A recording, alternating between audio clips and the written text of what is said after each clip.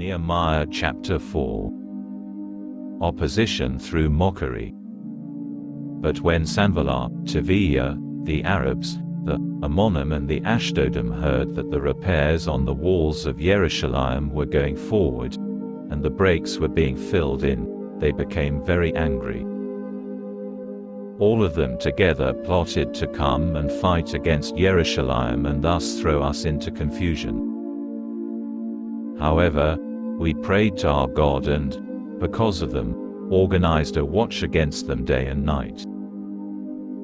Yehuda was saying, "The strength of the people who carry loads away is starting to fail, and there is so much rubble that we can't build the wall."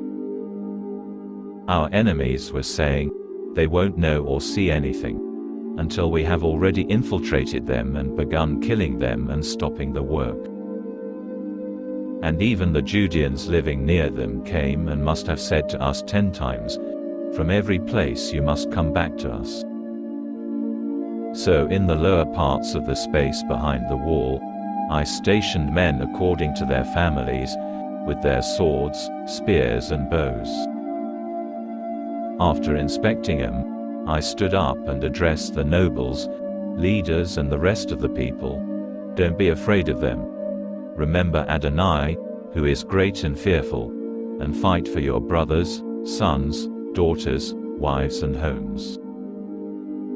When our enemies heard that the plot was known to us, and God had foiled their plans, we all returned to the wall, everyone to his work.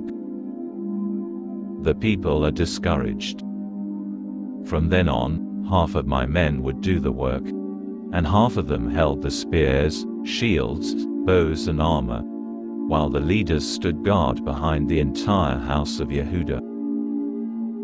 As they continued building the wall, those who carried loads held their loads with one hand and carried a weapon in the other.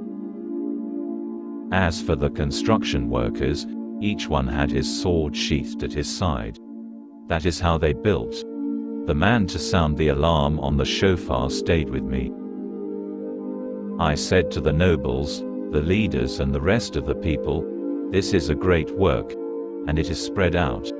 We are separated on the wall, one far from another. But wherever you are, when you hear the sound of the shofar, come to that place, to us. Our God will fight for us." So we kept doing the work. Half of them held spears from daybreak until the stars appeared.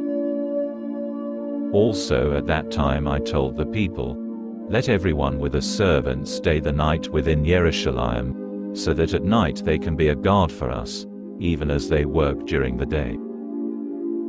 I, my kinsmen, my servants and my bodyguards never took off our clothes, and everyone who went to get water took his weapon.